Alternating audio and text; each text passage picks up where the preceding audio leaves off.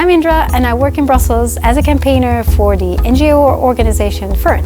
Fern works with partners in tropical forest countries, but we focus on policies in the European Union. And the reason for this is very simple. Decisions made in Brussels, the seat of the EU power, reverberate in tropical forests around the world, as well as in the lives of the 1.6 billion people who depend on them.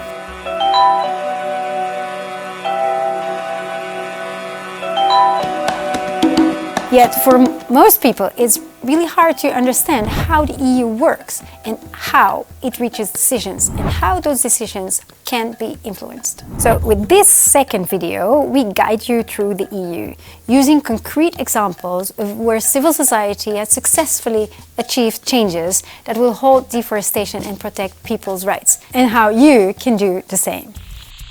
Firstly, the history. The roots of the EU lie in the aftermath of the Second World War, when a number of European countries decided that economic and political unity could end the devastation and the bloodshed that had blighted the continent for so long. From there, the EU that we know today gradually emerged. Its main focus is building a common economic market with shared rules and standards. Today, the EU has the power to pass on certain laws, such as on trade. On other things such as agriculture, the environment and energy, the EU shares power with its member countries. Three main institutions make decisions in the European Union: the European Commission, Council of the European Union, and the European Parliament.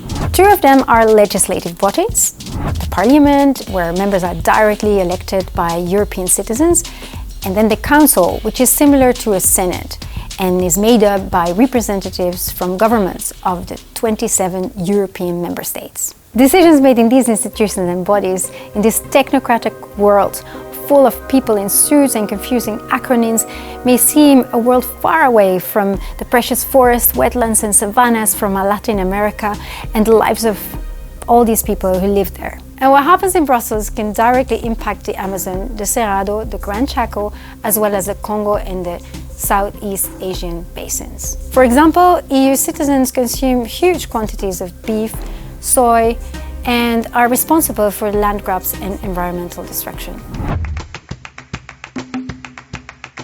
For civil society to influence the EU decision makers, it helps, of course, to know how EU laws are made.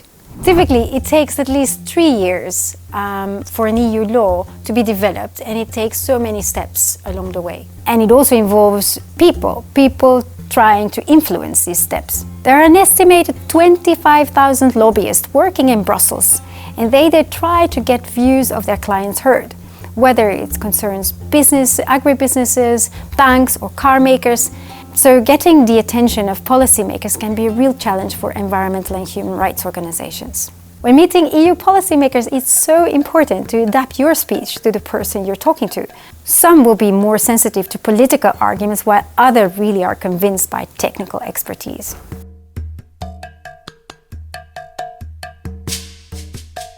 The European Parliament is the most democratic and open, and that means getting a meeting with a member of the European Parliament or a so-called MEP or their assistant is a real achievable aim. Some MEPs are more powerful than others, such as the heads of delegations, heads of groups, heads of committees, and MEPs who have been elected for a long time also tend to have more influence than recently elected MEPs, and it takes time also for them to understand the rules of the game.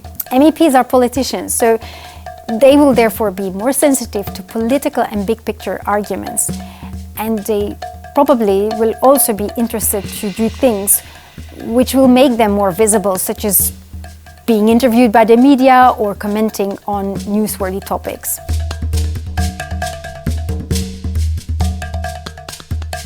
Commissioners will be able to make big decisions, so when meeting a commissioner, you should try to get them to make a concrete commitment. However, you are most likely to work with cabinet members who will be your link to the commissioners.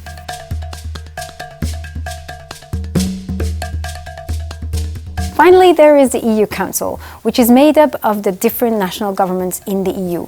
And the best way to influence them is by meeting with the ministries of each of the country's capital cities. When EU policymakers hear directly from those who have seen and experienced the effect of their policies, it can transform their thinking and it helps to bridge different worlds. For example, in November 2019, a delegation of Brazilian indigenous leaders came to Brussels to alert the world about the crimes being committed against their people and to call on the EU to end its roles in these crimes.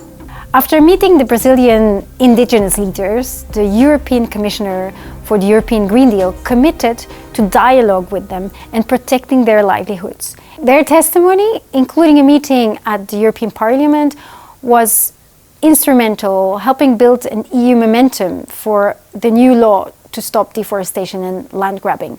It also helped stop the Mercosur deal as it stands. Every 2 years, my organization Fern organizes a tour for our partners from Africa and Southeast Asia, and they outline the challenges they face in their countries, and it enables policymakers to hear the voices of civil society from the countries where often these people are ignored or even are silenced. The current pandemic means that for the foreseeable future, unfortunately, these tours are out of the question.